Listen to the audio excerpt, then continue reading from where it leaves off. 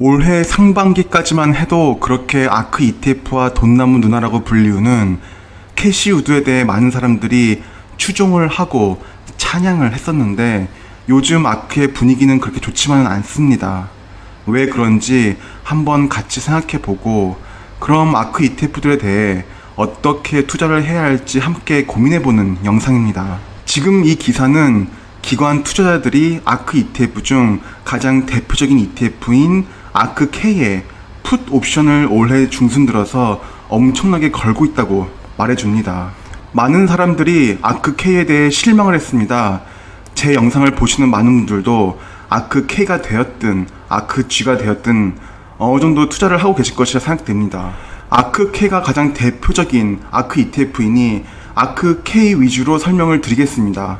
아크K는 연초 고점 대비 25% 하락한 129를 보여주고 있습니다. 가장 대표적인 미국 주식 ETF인 QQQ와 비교를 해보면 YTD 기준으로 즉 연초 대비해서 수익률은 아크K가 마이너스 3.61%를 기록한 반면 QQQ가 추종하는 나스닥 100 지수는 16.76%를 기록했습니다. YTD 기준으로 보면 QQQ의 압승입니다. 기간을 5년으로 늘려서 수익률을 비교해보면 QQQ가 214% 상승하는 동안 아크K는 476% 상승했습니다.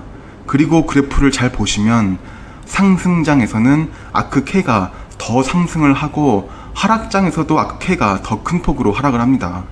그리고 횡보하는 장에서는 아크K가 더 큰 변동성을 보여줍니다. 지금의 YTD 수익률을 보면 왜 아크K가 수익률이 이 모양인가 의구심을 가질 수 있겠지만 이는 아크K ETF 성격상 어떻게 보면 당연한 결과입니다. 아크K에 편입된 종목들의 특징은 당장 돈을 잘 버는 기업보다는 파괴적인 혁신을 가지고 미래에 큰 성장을 할 것이라 기대되는 기업에 투자를 합니다. 아크K에서 10%나 비중을 차지하는 테슬라는 벌써 대형주가 되어버려서 예외이긴 하지만 아크K에서 들고 있는 매우 많은 종목들이 중소형주입니다. 그리고 당장 돈을 못 벌고 있는 기업들이 상당히 많기 때문에 기업의 실적보다는 투자자들의 기대 심리와 시장 분위기에 따라 주가가 많이 좌지우지 됩니다. 작년부터 올해 초까지 이어진 너도 나도 주식 투자를 하는 그런 유동성이 엄청 풍부하고 금리가 낮은 시기에는 아크K 뿐만 아니라 중소형주들이 보통 크게 오릅니다. 그리고 반대로 금리 인상에 대한 우려와 증시에 대한 조정론이 나오기 시작하면 중소형주들이 대형주보다 더 쉽게 빠집니다. 이는 중소형주의 특징입니다. 아크K가 유난히 올해 더 많이 떨어진 이유는 작년에 그만큼 유난히 더 심하게 많이 올라서 그렇습니다. 너무나도 뻔한 얘기긴 하지만 아크K가 오른 가장 큰 원인은 유동성입니다. 너도 나도 묻지마 아크K 매수에 나섰고 돈이 몰려들면서 아크K에 편입된 종목들의 주가가 덩달아서 오른 겁니다. 아크K의 매수 종목들을 저희들을 포함한 많은 개인 투자자들이 따라서 매수를 했었습니다. 올해 들어 아크K의 분위기도 좋지 않고 그리고 아크K에 편입되었던 중소형주 특히 아직 수익이 나지 않은 수많은 기업들의 수익률이 매우 안 좋았기 때문에 많은 투자자들이 아크K ETF뿐만 아니라 여기에 편입된 개별 종목들도 많이 매도를 해왔고 당연히 아크K의 주가는 많이 떨어진 것입니다. 이는 놀라운 것도 아니고 예상 역시 가능한 겁니다. 그럼 이 정도면 아크K의 최근 주가 동향에 대해 설명을 드린 것 같고 앞으로는 어떻게 해야 할지 생각을 해봐야겠습니다. 현재는 캐시우드가 나이가 많아서 판단력이 좀 잘못된 거 아니냐, 더 이상 믿을 만한 사람이 아니다, 근거 없이 비트코인이나 신봉하고 있고 이제 완전히 한물 간 것 같다라는 의견이 있습니다. 그래서 한번 봐야 할 점은 현재 아크K에 편입된 주 종목들을 봐야 합니다. 현재 상위 보유 종목 7개를 보면 테슬라가 여전히 보유 종목 1위입니다. 10.58%를 들고 있습니다. 제가 이전 영상에서 말씀드린 적은 있지만 차트만 보면 주가는 현재가 어느 정도 바닥 수준 같습니다. 테슬라에 엄청난 악재 이벤트가 생기지 않는 이상 올해와 내년에 양산 계획대로 양산이 되고 테슬라에 심각한 결함이 있는 리콜이 발생하거나 일론 머스크가 모두 예상을 뛰어넘는 이상한 짓거리만 안 하면 제 개인적인 생각에는 현재 주가 수준이 어느 정도 지지선이 아닌가 싶습니다. 텔라닥도 한번 보겠습니다. 뭐하는 기업인지는 기존에 몇 번씩 소개드린 적이 있으므로 반복하진 않겠습니다. 이 기업 역시 주가가 심하게 떨어진 이후로 5월 이후로 주가가 안정되어 있긴 합니다. 심하게 올라서 심하게 떨어졌었고 현재 주가가 역시 차트상 지지선 정도로 보입니다. 텔라닥의 원격 진료 산업 자체는 매우 훌륭합니다. 다만 텔라닥에 항상 꼬리표처럼 붙어다니는 투자 위험 요소가 있어서 짧게 설명을 드리면, 우선 막강한 경쟁자로 MD 라이브, 아메리칸 웰, 그리고 그랜드 라운지라는 기업이 있습니다. 그 외에 지금 아마존이 원격 진료에 발을 걸쳤는데, 아마존이 각 잡고 이 산업에 들어오면 텔라닥의 미래는 제 개인적인 생각에는 정말 힘들어질 것 같습니다. 아직은 물론 많은 것이 불투명합니다. 또 다른 리스크는 수익성이 아직은 너무 낮다는 점과 현재 주가가 항상 너무 높은 밸류에이션이 되어 있다는 평가를 받는다는 것입니다. 이런 리스크들을 좀 유념해야 할 것 같습니다. 주 포트폴리오로 담을 만한 종목은 아니라고 개인적으로는 생각을 합니다. 그 다음 기업은 로쿠입니다. 전체 아크케의 5.88%가 편입되어 있습니다. 주가는 최근 들어 많이 올랐습니다. 로쿠는 사실 제가 깊게 들여다본 적이 없는 기업입니다. 제가 분명 놓치는 부분도 많이 있을 것이고 제가 모르는 부분이 있어서 그렇겠지만, 저는 로쿠 주가가 오른 것이 이해가 가지 않습니다. 미국에서 로쿠가 얼마나 보편적으로 사용되는지 제가 무지해서 모를 수도 있겠지만, 요즘 나오는 모든 TV가 스마트 TV인 상황에서 로쿠가 왜 필요한지 잘 모르겠습니다. 로쿠의 시장 점유율이 커지면 스마트 TV의 보급이 오히려 로쿠의 시장 점유율을 더 끌어올릴 수도 있겠지만, 그 반대가 될 수도 있습니다.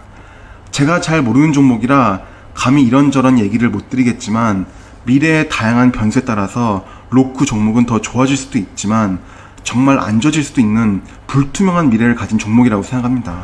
그 다음 종목은 스퀘어입니다. 스퀘어는 어떤 이유에선지 보유 주식 수량을 올해 4월 들어서 굉장히 많이 줄였습니다.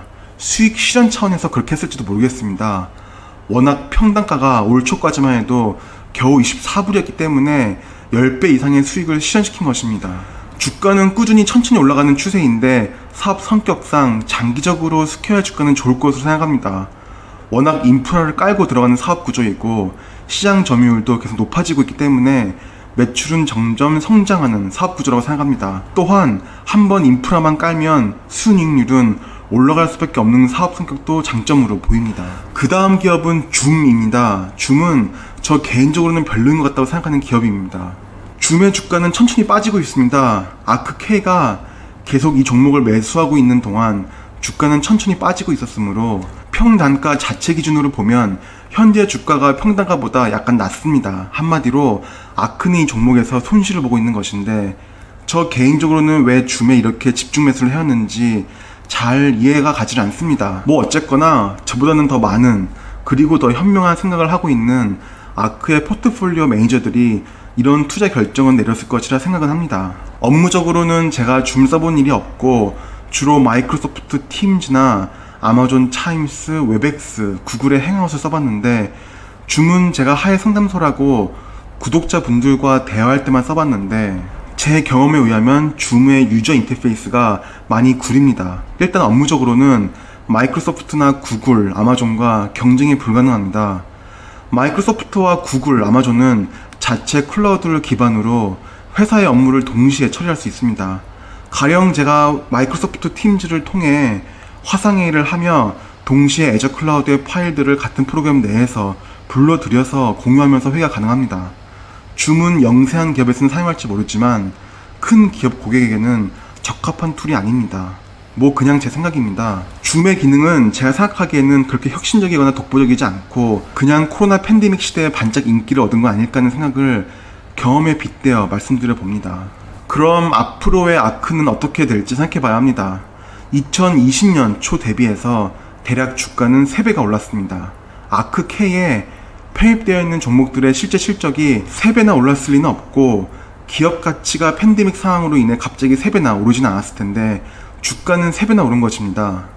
주가가 오른 가장 큰 원인은 지금 이 영상을 보시는 서학개미 여러분들 포함한 수많은 투자자들의 투자 자금이 몰려서 유동성으로 주가를 끌어올린 원인이 큽니다. 그렇다고 이게 반드시 큰 거품만으로 주가가 올랐다고 말씀드리는 건 아닙니다. 아크 ETF와 QQQ 그리고 스파이의 지난 5년간 수익률 비교 영상입니다. 스파이가 5년 동안 2배 올랐고 QQQ가 3배 올랐고 아크K가 6배가량 올랐습니다. 아크K가 매우 압도적인 수익률을 이런 상승장에서 보여주기 때문에 폭락장이 와도 장기 투자 시에는 아크K의 수익률이 여전히 좋았습니다. 가령 2020년 3월 대폭락장에서의 수익률을 보면 아크K의 폭락이 가장 컸지만 이미 수익률이 그 이전 기간 동안 좋아왔으므로 폭락 이후에도 여전히 누적 수익률은 아크K가 가장 좋은 것입니다. 좀 논리적으로 부족할지 모르겠지만 부동산을 예로 들면 강남 아파트는 크게 폭락을 해봤자 지금까지 오른 가격이 너무 크기 때문에 폭락해봤자 강남 외의 아파트들의 누적 수익률보다는 좋은 것과 같은 논리입니다. 아크K의 편입 종목들이 미래에 크게 수익을 낼 수 있는 파괴적 혁신을 가진 기업들에 투자를 합니다. 아크K 자산운용사의 투자 철학 자체가 중장기적인 것입니다. 1, 2년 투자 기간으로 ETF를 판단하면 안 된다는 것입니다. 이 ETF는 중장기적으로 들고 가야 하는 성격의 ETF인 것입니다. 그렇다고 제가 아크K ETF가 앞으로 중장기적으로 무조건 좋을 것이니 무조건 장기 투자라고 말씀드리는 것도 아닙니다. 왜냐하면 아크 같은 액티브 ETF는 캐시우드를 비롯한 아크의 자산운용사의 포트폴리오 매니저의 능력에 의해 ETF의 성과가 좌지우지됩니다. 피터 린치나 워렌 버핏급의 펀드 매니저가 아닌 이상 ETF는 언제든 무너질 수 있다는 것입니다. 캐시우드가 나이도 많이 먹었고 비트코인에 대해 저로서는 전혀 이해 안 가는 멘트들을 하는 거 보면 가끔은 캐시우드의 판단력에 개인적으로는 의문이 가는 것도 사실입니다. 하지만 한 가지 말씀드리고 싶은 건 아크 ETF는 자산운용사의 투자 철학에 따르면 단기 투자용 투자 상품은 아니라는 것입니다. 그럼 이 정도로 이번 영상 마무리해 보겠습니다. 지금까지 영상 시청해 주셔서 감사드립니다. 아무쪼록 모두 성공 투자하시길 기원합니다.